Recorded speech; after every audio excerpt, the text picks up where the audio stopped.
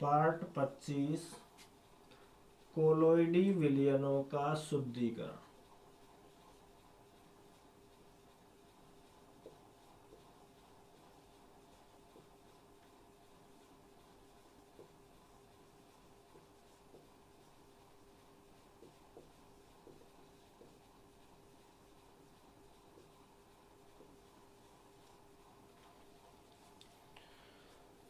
कोलोइडी विलयन की शुद्धिकरण की अगर हम बात करें तो इससे पहले हम थोड़ा सा फ्लैशबैक में चलते हैं पार्ट 23 और पार्ट 24 के बारे में।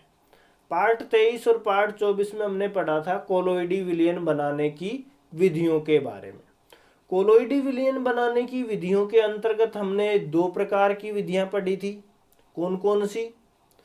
परिक्षेपण की विधियां और दूसरा संघनन की विधियां।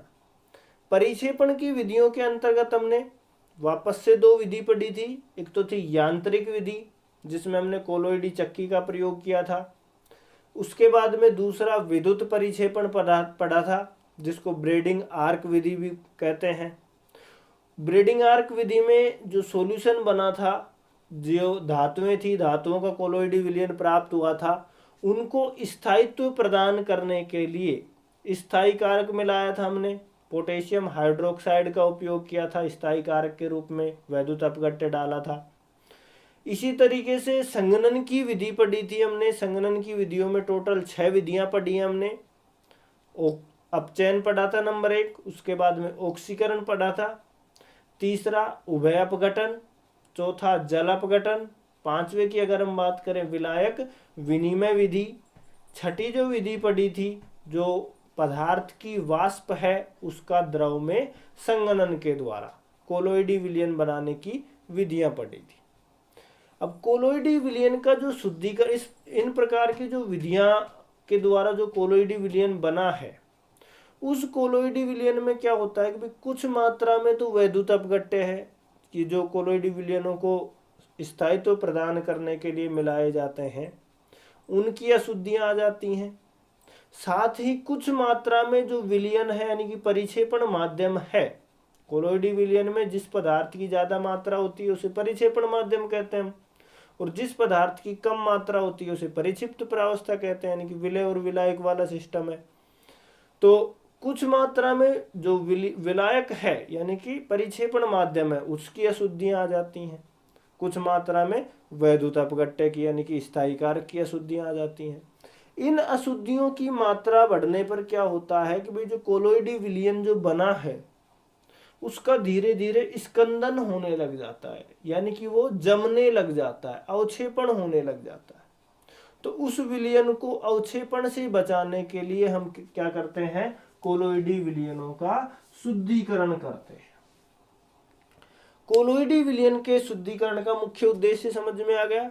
कोलोइडी विलयन है उनको शुद्धिकरण करने का मुख्य उद्देश्य है वे जो वैद्युत अपघट्य हैं जो स्थायित्व प्रदान करते हैं कोलोइडी विलयन को, सूक्ष्म मात्रा में तो कोई दिक्कत वाली बात नहीं है, लेकिन जैसे जैसे ज्यादा मात्रा होती है तो कोलोइडी विलयनों को क्या कर देते हैं, स्कंदन कर देते हैं। इसलिए कोलोइडी विलयन के स्कंदन को बचाने के लिए उनका क्या किया जाता है, शुद्धिकरण किया जाता है। अब शुद्धिकरण के अंतर्गत हम मुख्यतः 3 विधियां पढ़ेंगे। 3 विधि कौन कौन सी है? एक तो होता है अपोहन जिसको डायलिसिस बोलते हैं, दूसरी विधि है वैद्युत अपोहन जिसको बोलते हैं इलेक्ट्रोडायलिसिस, तीसरी विधि है हमारे पास में अति सूक्ष्म निस्यंदन या अति सूक्ष्म फिल्ट्रन, अल्ट्रा माइक्रो फिल्ट्रेशन बोलते हैं। तो इन 3 विधियों के बारे में अध्ययन करेंगे। तो सबसे पहले आप जो भी सरफेस केमिस्ट्री है, सारे चैप्टर जो केमिस्ट्री से संबंधित हैं उन्हें निःशुल्क प्राप्त करने के लिए कुमार प्रदीप गुरुजी के नाम से मेरा यूट्यूब चैनल है, उसको सब्सक्राइब करें। तो बात करते हैं हम कोलोइडी विलयन की शुद्धिकरण की विधियों के बारे में। नंबर 1 विधि पढ़ेंगे हम अपोहन जिसको क्या बोलते हैं, डायलिसिस। दूसरी जो विधि आती है वैद्युत अपोहन या विद्युत अपोहन बोलते हैं, विद्युत अपोहन या वैद्युत अपोहन एक ही बात है, इलेक्ट्रोडायलिसिस। तीसरी जो विधि पढ़ेंगे, तीसरी विधि है हमारे पास में अति सूक्ष्म निस्यंदन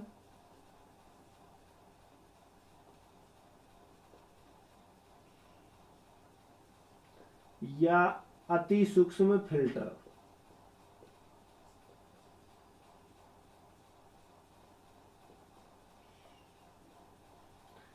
इन 3 विधियों के द्वारा हम कोलोइडी विलयनों का क्या करेंगे, शुद्धिकरण करेंगे। तो सबसे पहले बात करते हैं हम नंबर 1 अपोहन यानी कि डायलिसिस। डायलिसिस की अगर हम बात करें, डायलिसिस की जो विधि है, आजकल तो जिसकी किडनी वगैरह खराब हो जाती है तो उन मरीजों के लिए डायलिसिस अपनाया जाता है, हिंदी में अपोहन कहते हैं। अपोहन की जो विधि है ये अर्धपारगम्य झिल्ली यानी कि जो जंतु झिल्ली है, स्टार्टिंग में हमने कोलोइड पढ़ा था, जंतु झिल्ली या पार्चमेंट झिल्ली भी बोलते हैं इसको, या तीसरा क्या बोलते हैं इसको, अर्धपारगम्य झिल्ली।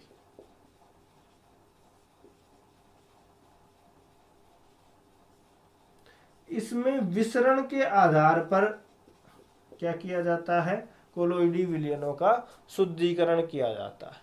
वही हमने सर्वप्रथम पढ़ा था कोलोइड में, थॉमस ग्राहम की अवधारणा पढ़ी थी। थॉमस ग्राहम ने क्या बताया था कि जो कोलोइडी विलयन है, कोलोइड शब्द दिया था और दूसरा क्रिस्टलोब या क्रिस्टलोइड नाम दिया था। किस आधार पर दिया था कि जंतु झिल्ली या पार्चमेंट झिल्ली या अर्धपारगम्य झिल्ली में विसरण करवाया था विलयनों का। कि जो विलयन विसरित हो गए इस झिल्ली में से, उन्हें तो क्या नाम दिया था, क्रिस्टलोब या क्रिस्टलोइड नाम दिया था। और जो इस झिल्ली में से आसानी से विसरित नहीं हुए थे उन्हें क्या नाम दिया था, कोलोइड नाम दिया था। तो अपोहन की जो विधि है किस पर आधारित है, जंतु झिल्ली या पार्चमेंट झिल्ली बोल रहे हैं, अर्धपारगम्य झिल्ली है, उसमें विसरण के आधार पर आधारित है। अब इस विधि में क्या किया जाता है, एक पात्र लिया जाता है और उस पात्र में क्या कर दिया जाता है, जल भर दिया जाता है। पात्र में क्या कर दिया, जल भर दिया। और उसकी अगर हम बात करें, जल निकासी के लिए मार्ग होता है, एक साइड से उसमें क्या किया जाता है, जल प्रवाहित किया जाता है।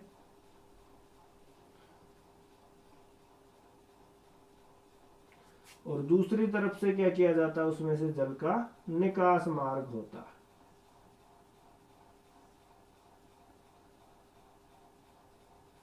इसमें क्या किया जाता है, जो जंतु झिल्ली होती है, पार्चमेंट झिल्ली बोलते हैं, अर्धपारगम्य झिल्ली है, इसमें अशुद्ध कोलोइडी विलयन को क्या कर दिया जाता है, अशुद्ध कोलोइडी जो विलयन है उसका जो सॉल्यूशन है उसको जंतु झिल्ली में, यानी कि जो अर्धपारगम्य झिल्ली है या दूसरा क्या बोलते हैं इसको, पार्चमेंट झिल्ली है, इसमें लगा करके क्या कर दिया जाता है, लटका दिया जाता है। और इस विलयन में क्या भरा हुआ होता है, जो पात्र है इसमें जल भरा हुआ होता है। अब जो जंतु झिल्ली है, जंतु झिल्ली की अगर हम बात करें, सूक्ष्म रंध्र पाए जाते हैं, छोटे छोटे रंध्र पाए जाते हैं।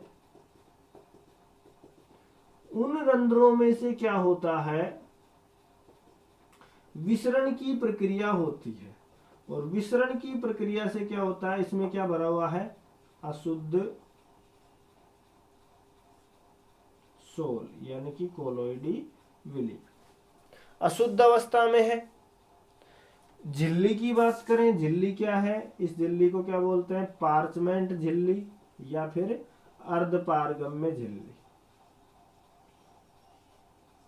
ये जल प्रवेश मार्ग है और दूसरा क्या है, जल निकास मार्ग। इधर से क्या आ रहा है, जल प्रवेश कर रहा है और इधर से जल क्या हो रहा है, बाहर निकल रहा है। चित्र समझ में आया होगा। क्या किया, इसमें जल से भरा हुआ एक पात्र लिया और उस पात्र में क्या किया कि जो अर्धपारगम्य झिल्ली है, जंतु झिल्ली है, जंतु झिल्ली में अशुद्ध कोलोइडी विलयन भर करके इस पानी से भरे हुए पात्र में लटका देते। अब एक साइड से जल डाल रहे हैं, दूसरी साइड से जल क्या हो रहा है, बाहर निकल रहा है। क्या होगा, जो जंतु झिल्ली है इसमें सूक्ष्म छिद्र पाए जाते हैं, तो जो सूक्ष्म अशुद्धियां होंगी पानी के बहाव के साथ में, यानी कि पानी के साथ आकर्षित होकर के कुछ मात्रा में धीरे धीरे क्या होंगी, विसरित होकर के पानी में मिल जाएंगी। और इस पार्चमेंट झिल्ली के अंदर जो शेष मात्रा में बचेगा वो क्या बचेगा, शुद्ध कोलोइडी विलयन बचेगा। इस प्रकार से क्या किया जाता है, अशुद्ध कोलोइडी विलयन का शुद्धिकरण किया जाता है। तो अपोहन समझ में आ गया, डायलिसिस समझ में आ गया। लेकिन डायलिसिस की अगर हम बात करें, अपोहन विधि है, अपोहन विधि द्वारा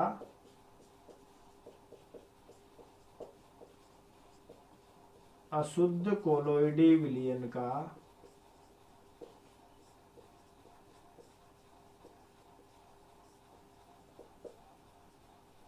शुद्धिकरण।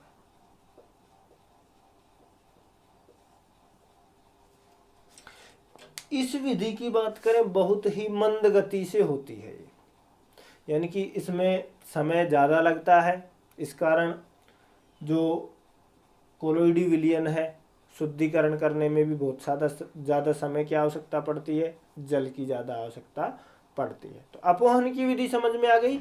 अपोहन की विधि के अंतर्गत क्या किया, शॉर्ट में अगर हम बात करें, अर्धपारगम्य झिल्ली या जंतु झिल्ली में कोलोइडी विलयन को भर करके पानी से भरे हुए पात्र में लटका देते हैं। एक साइड से पानी आता है, दूसरे साइड से पानी निकासी के लिए मार्ग होता है। विसरण के कारण जो अशुद्धियाँ होती हैं वो छन करके बाहर निकल आती हैं। वास्तविक विलयन की जो अशुद्धियाँ होती हैं वो क्या होती हैं, छन करके बाहर निकल जाती हैं। इस प्रकार कोलोइड विलयन क्या हो जाता है, शुद्ध अवस्था में प्राप्त हो जाता है। वीडियो को पॉज करके आप इसको नोट कर सकते हैं। और किसी भी प्रकार की टॉपिक्स में या वीडियो में समस्या हो तो कमेंट करके आप बता सकते हैं। चैनल पर नए हैं तो चैनल को सब्सक्राइब करें और लाइक करें। उसके बाद में दूसरी हम बात करेंगे वैद्युत अपोहन के बारे में। तो पॉज कीजिए और नोट कीजिए। चलिए, वैद्युत अपोहन की जो विधि है उसमें कोई खास बात नहीं है, केवल इलेक्ट्रोडों का फर्क है, सेम वही विधि है। तो नंबर 2 बात करते हैं हम वैद्युत अपोहन।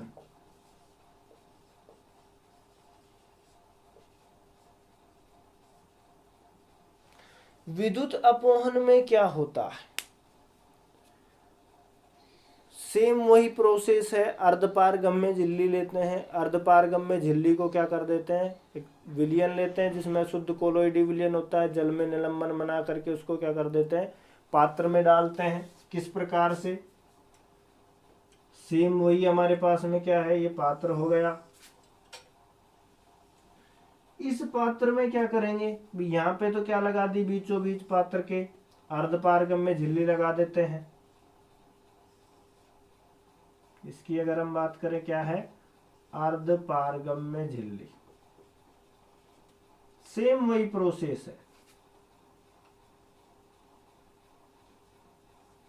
एक साइड से जल निकासी मार्ग होता है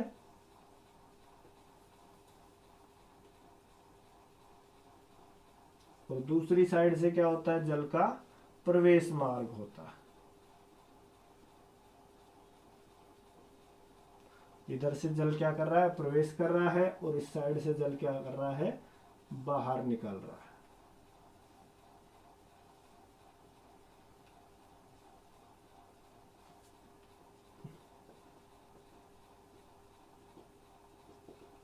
इसमें क्या किया, ये कोलोइडी विलयन भरा हुआ है,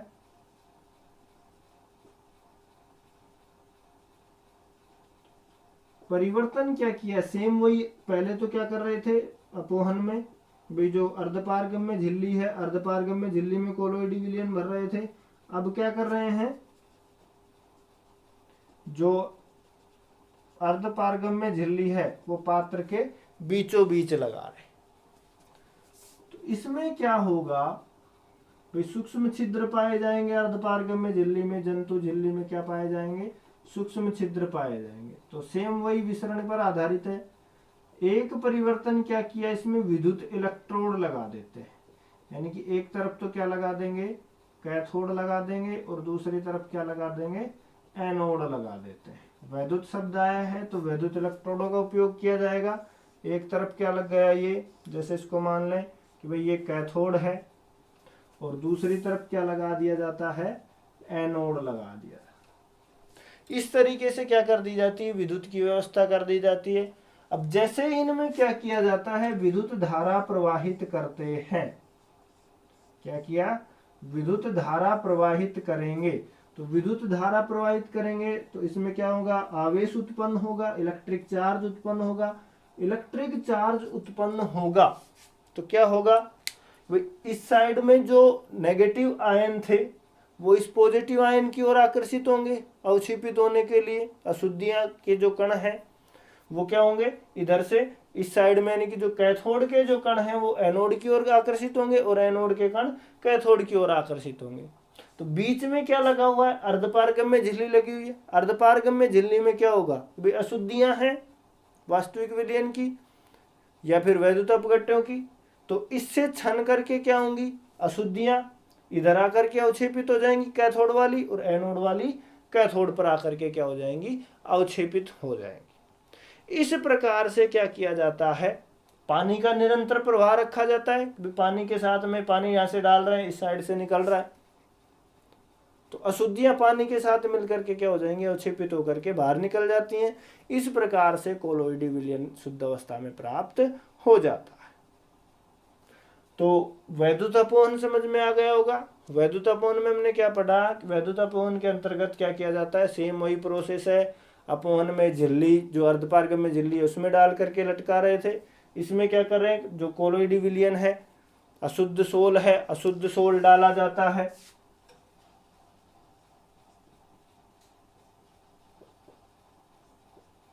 अशुद्ध सोल लगा दिया अर्धपारगम्य झिल्ली में, पानी डाल रहे हैं इसमें, एक साइड में कैथोड लगा दिया और दूसरी तरफ क्या लगा रहे हैं, एनोड लगा रहे हैं।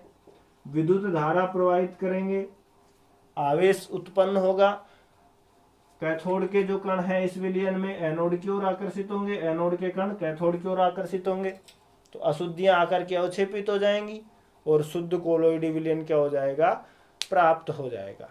इस विधि में पानी का जो वेंटिलेशन है, यानी कि पानी जो बह रहा है उसका निरंतर क्या होना चाहिए, प्रवाह होता रहना चाहिए कि इस छोर से उस छोर तक पानी निरंतर कंटिन्यूअसली क्या होता रहना चाहिए, बहता रहना चाहिए। तो वैद्युत अपवहन भी समझ में आ गया होगा कि वैद्युत अपवहन में क्या हो रहा है। वीडियो को पॉज कीजिए और क्या कीजिए, नोट कीजिए। चित्र की बात करें, वैद्युत अपवहन की क्रिया।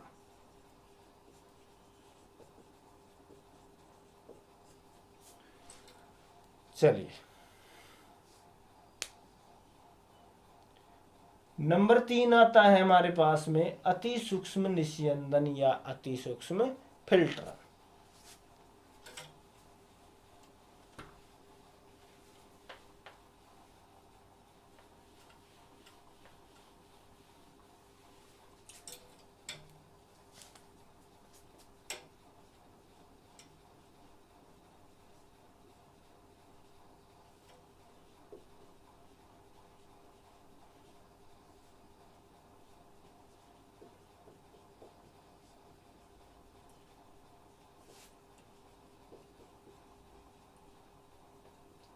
Ultra micro filtration.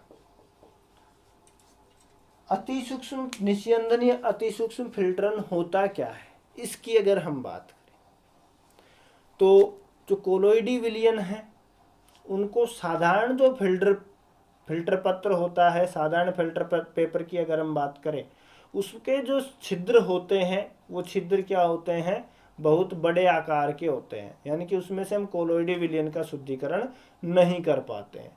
इसलिए जो साधारण जो फिल्टर पेपर है, उस साधारण फिल्टर पेपर को अति सूक्ष्म फिल्टर पेपर बनाने के लिए, अति सूक्ष्म निस्यंदन बनाने के लिए उसको क्या किया जाता है, उसके छिद्रों का आकार जो होता है उसको क्या किया जाता है, कम किया जाता है। तो इसके लिए क्या किया जाता है, छिद्रों के आकार को कम करने के लिए जो साधारण फिल्टर पेपर है उसको जो जिलेटिन है जिलेटिन का कोलोइडी विलयन तैयार करते हैं, जेली होती है। जिलेटिन के कोलोइडी विलयन में क्या किया जाता है, सामान्य जो फिल्टर पेपर है उसको भिगोया जाता है। अब जिलेटिन के कोलोइडी विलयन में भिगोने के बाद में उसको फॉर्मेल्डिहाइड की कुछ मात्रा डाल करके क्या किया जाता है, सुखाया जाता है कि भाई जो छिद्र थे उनका आकार जिलेटिन के कारण सूक्ष्म हो गया, और फॉर्मेल्डिहाइड का उपयोग उसको कठोर बनाने के लिए किया जा रहा है कि भाई जो सूक्ष्म छिद्र है सूख करके क्या हो जाए, कठोर हो जाए। उसके बाद में क्या किया जाता है, जो अशुद्ध कोलोइडी विलयन होता है उसे उस अति सूक्ष्म फिल्टर पेपर पर डाला जाता है, जिससे वास्तविक विलयन की जो अशुद्धियां वो छन करके बाहर निकल जाती हैं, और जो फिल्टर पेपर था यानी कि जो फिल्टरन है या निस्यंदक है, निस्यंदक भी बोलते हैं इसको, निस्यंदक की सतह पर जो कण शेष रह जाते हैं वो कण किसके रह जाते हैं, कोलोइडी कण रह जाते हैं। अब इन कोलोइडी कणों को उचित परिक्षेपण माध्यम में घोल करके क्या प्राप्त कर लिया जाता है, शुद्ध कोलोइडी विलयन प्राप्त कर लिया जाता है। विधि समझ में आई होगी अति सूक्ष्म निस्यंदन की, कि भाई जो सामान्य फिल्टर पेपर है, सामान्य फिल्टर पेपर की बात करें तो सामान्य फिल्टर पेपर के जो छिद्र होते हैं बड़े आकार के होते हैं, इस कारण उन सामान्य जो फिल्टर पेपर है उसके छिद्रों को कोलोइडी आकार के बनाने के लिए उसे जिलेटिन के विलयन में, कोलोइडी विलयन में भिगोया जाता है। उसके बाद में फॉर्मेल्डिहाइड की कुछ मात्रा डाल करके उन छिद्रों को सुखा करके कठोर किया जाता है, और उस फिल्टर पेपर पर, जिसको हमने क्या बोला, अति सूक्ष्म छिद्र हो गए तो अति सूक्ष्म निस्यंदक या फिर निस्यंदक बोलते हैं, उस पे डाल करके क्या किया जाता है, उनको छाना जाता है। छानने के बाद में जो अशुद्धियां होती हैं वो तो छन करके निकल जाती हैं फिल्टर पेपर से, अति सूक्ष्म फिल्टर पेपर जो हमने तैयार किया है। और फिल्टर पेपर की जो सतह है उस पर जो अशुद्धियां बचती हैं, जो कण बचते हैं, वो कण किसके बचते हैं, कोलोइडी आकार के कण बचते हैं। इन कोलोइडी आकार के कणों को उचित विलायक यानी कि परिक्षेपण माध्यम में घोल करके कोलोइडी विलयन क्या कर लिया जाता है, बना लिया जाता है। और जो कोलोइडी विलयन बनता है वो कैसा बनता है, शुद्ध कोलोइडी विलयन प्राप्त होता है। तो ये थी हमारे पास में कोलोइडी विलयन के शुद्धिकरण की विधियां। 3 विधि पढ़ी हमने, अपोहन, विद्युत अपोहन, अति सूक्ष्म निस्यंदक या फिर अति सूक्ष्म फिल्टरन। उम्मीद है तीनों समझ में आई होंगी। यदि वीडियो पसंद आया है तो वीडियो को लाइक कीजिए, कमेंट कीजिए, साथ ही चैनल पर नए हैं तो चैनल को सब्सक्राइब करें और बेल आइकन को दबाना ना भूलें। उसके बाद में वीडियो के नेक्स्ट पार्ट में हम पढ़ेंगे कोलोइडी विलयनों के गुणों के बारे में, कि जो कोलोइडी विलयन है उनके क्या क्या गुण हैं। तो मिलते हैं वीडियो के नेक्स्ट पार्ट में। Thank you.